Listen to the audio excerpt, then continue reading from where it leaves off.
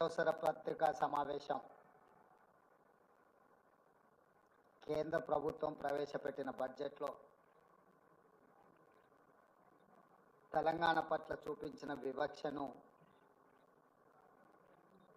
ప్రజలకు వివరించడానికి ఏర్పాటు చేసిన పత్రికా సమావేశం.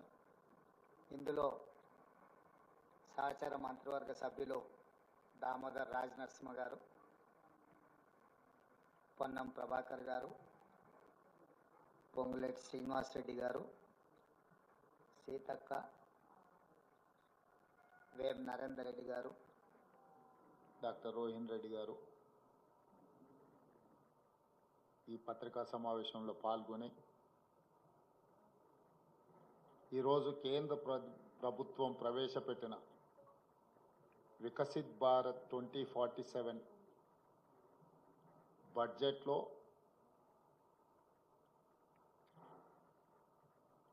తెలంగాణ రాష్ట్రం పట్ల వివక్ష ప్రదర్శించడం కాదు, కక్షాపూరితంగా వ్యవహరించడంగా తెలంగాణ రాష్ట్ర ప్రజలు భావిస్తున్నారు. మా ప్రభుత్వం, మా మంత్రివర్గ సహచరులు 18 సార్లు ఢిల్లీకి వెళ్ళి ప్రధానమంత్రి, హోంశాఖ మంత్రి, ఇతర మంత్రులను, ప్రభుత్వ ఉన్నతాధికారులను కలిసి రాష్ట్ర పునర్విభజన చట్టంలో పొందుపరిచిన, పార్లమెంట్ ఆమోదించి హక్కులను కల్పించిన విషయంతో పాటు ఈ 10 సంవత్సరాలలో గత ప్రభుత్వం వివక్ష వల్ల, గత ప్రభుత్వం యొక్క అసమర్థత వల్ల జరిగిన నష్టాన్ని కూడా సవరించి తెలంగాణ రాష్ట్రానికి అవసరమైన నిధులను విడుదల చేయాలి అని చెప్పి మేము ప్రయత్నం చేసాం. స్వయంగా నేనే 3 సార్లు ప్రధానమంత్రిని కలిసిన. మొదటిసారి తెలంగాణ రాష్ట్రంలో ప్రభుత్వం ఏర్పడిన వెంటనే నేను, ఉప ముఖ్యమంత్రి బట్టి విక్రమార్క గారు ప్రధానమంత్రి గారిని కలిసి ఎన్నికలు ముగిసిపోయినాయి, వివక్ష లేని, వివాదాలు లేని సత్సంబంధాలను రాష్ట్ర కేంద్ర ప్రభుత్వాల మధ్యలో నెలకొల్పి అభివృద్ధికి ఒకరికొకరం సహకరించుకొని ముందుకు వెళ్తామని మొదటిసారి కలిసి చెప్పడం జరిగింది.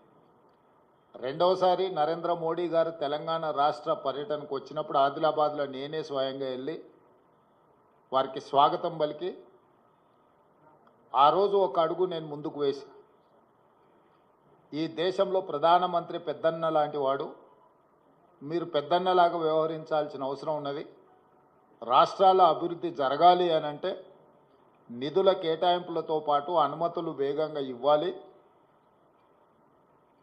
తెలంగాణ రాష్ట్ర ముఖ్యమంత్రిగా ప్రధానమంత్రిని పెద్దన్నగా మేము భావిస్తున్నాము.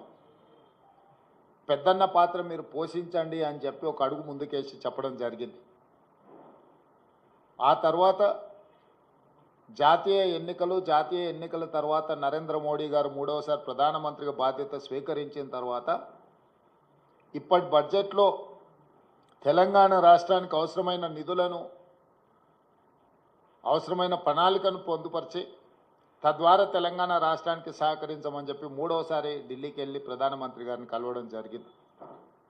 అన్ని సందర్భాలలో బేసిజాలకు తావు ఇవ్వకుండా, అనవసరమైన వివాదాలకు అవకాశం ఇవ్వకుండా, ఈ దేశ ప్రధానమంత్రి వివిధ రాష్ట్రాల ముఖ్యమంత్రులకు పెద్దన్నలాగా ఉండాలి, మిమ్మల్ని మేము పెద్దన్నగా భావిస్తున్నాం, మా రాష్ట్రానికి చాలా సంవత్సరాలుగా వివక్ష జరుగుతున్నది కాబట్టి ఈ వివక్షను తొలగించి మా నిధులు కేటాయించండి అని వారిని కలిసి చెప్పడం జరిగింది.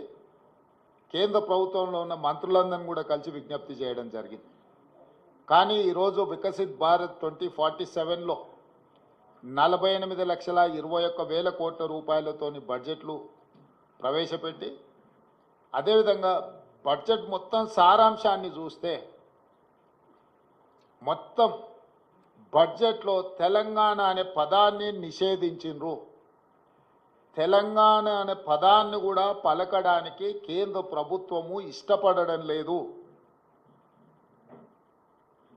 10వ బడ్జెట్ సమావేశాల సందర్భంగా ప్రధానమంత్రి గారు తెలంగాణ రాష్ట్ర ఏర్పాటు ప్రక్రియను తప్పుపట్టినప్పుడు, తెలంగాణ రాష్ట్ర ఏర్పాటు ప్రక్రియనే పార్లమెంటు విధి విధానాలు ఉల్లంఘించి ఏర్పడింది అని అన్నప్పుడు వారి మనసులో ఇంత కక్ష ఉంది తెలంగాణ పట్ల అనేది తెలంగాణ ప్రజలు ఊహించలేదు. వారు మొదటి నుంచి ఎందుకో తెలంగాణ పట్ల వివక్ష కాదు కక్ష చూపిస్తున్నట్టుగా అనిపిస్తుంది. గతంలో కేంద్రంలో ఉండే ప్రభుత్వాలకు ప్రతిపక్ష పార్టీలు అధికారంలో ఉన్న రాష్ట్రాల పట్ల వివక్ష చూపిస్తారని చర్చ జరిగితే అది ఎట్లుంటుందో మాకు అర్థం కాలేదు. కానీ ఇప్పుడు నరేంద్ర మోడీ గారి ప్రభుత్వము వివక్ష కాదు కక్షాపూరితంగా తెలంగాణ ప్రజల పట్ల వ్యవహరించింది అని చెప్పి స్పష్టంగా మా ప్రభుత్వం భావిస్తున్నది. ఏపీ పునర్విభజన చట్టంలో భాగంగా ఆంధ్రప్రదేశ్కు రాజధాని నిర్మించడానికి, ఆంధ్రప్రదేశ్కు పోలవరం నిర్మించడానికి, ఆంధ్రప్రదేశ్లో వెనుకబడిన జిల్లాలకు నిధులను కేటాయించడానికి, ఎన్ని రకాలుగా ఆంధ్రప్రదేశ్కు నిధులను కేటాయించాలనో అన్నిటికీ ఆంధ్రప్రదేశ్ పునర్విభజన చట్టాన్ని ప్రస్తావిస్తూ ఆ నిధులు కేటాయించడానికి ఒక అవకాశంగా తీసుకున్నారు. ఆంధ్రప్రదేశ్కి ఇచ్చే నిధులను ఆంధ్రప్రదేశ్కు ఎందుకు ఇస్తున్నారని మేము అడగడం లేదు. పునర్విభజన చట్టంలో భాగంగా ఆంధ్రప్రదేశ్కు నిధులు ఇచ్చినప్పుడు పునర్విభజన చట్టంలో భాగంగా తెలంగాణకు నిధులు ఇవ్వాలన్న బాధ్యత కేంద్ర ప్రభుత్వానికి లేదా?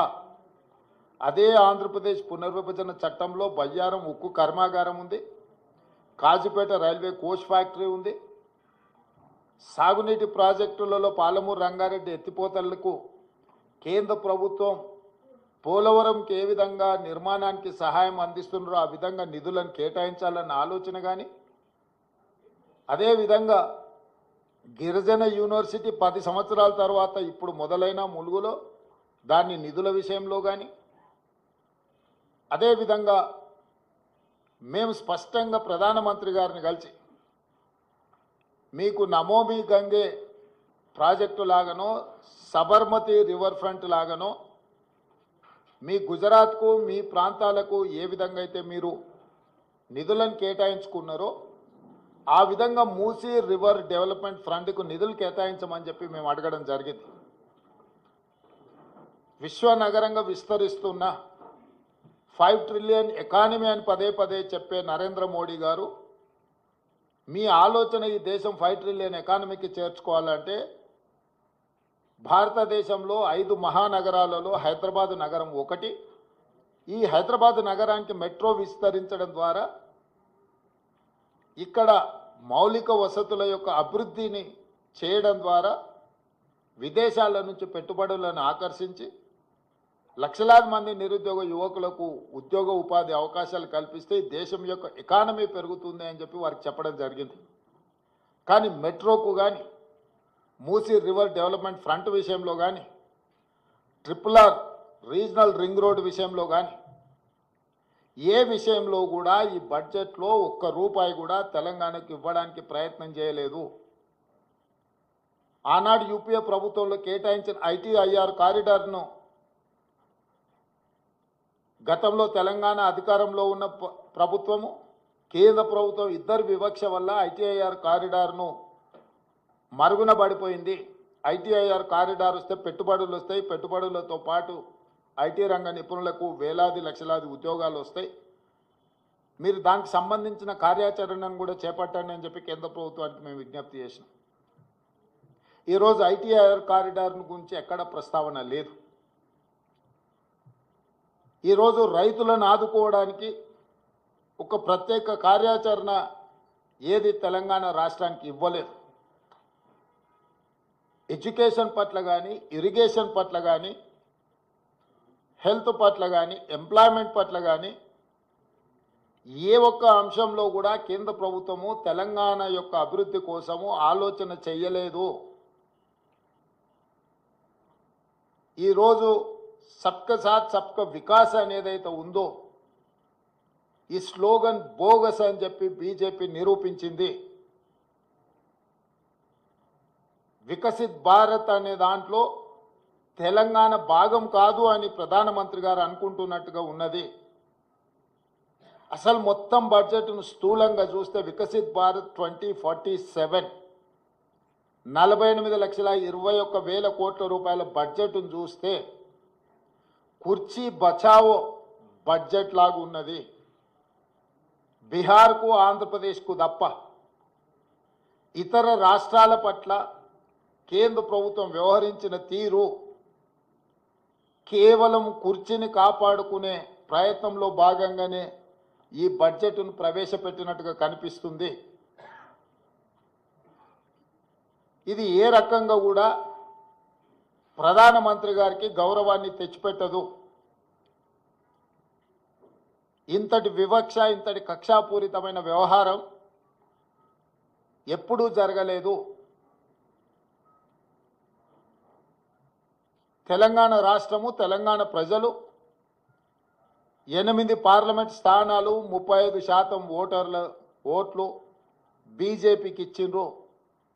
తెలంగాణ ప్రజలు ఎలాంటి వివక్ష బీజేపీ పట్ల చూపించలేదు. తెలంగాణ ప్రజల యొక్క నిర్ణయం వల్ల ఈరోజు నరేంద్ర మోడీ గారు ప్రధానమంత్రిగా కుర్చీలో కూర్చున్నారు. 8 సీట్లను తెలంగాణ రాష్ట్రం నుంచి గెలిపిస్తే కృతజ్ఞత చూపించాల్సిన బీజేపీ కేంద్ర ప్రభుత్వం, నరేంద్ర మోడీ గారు తెలంగాణ పట్ల కక్షాపూరితంగా వ్యవహరించారు. ఎన్నికల కంటే ముందు నేను పదే చెప్పిన ఓట్లు, సీట్లు మాత్రమే తెలంగాణ నుంచి కావాలి, కానీ తెలంగాణ ఆత్మగౌరవం పట్ల కేంద్ర ప్రభుత్వానికి ఎలాంటి పట్టి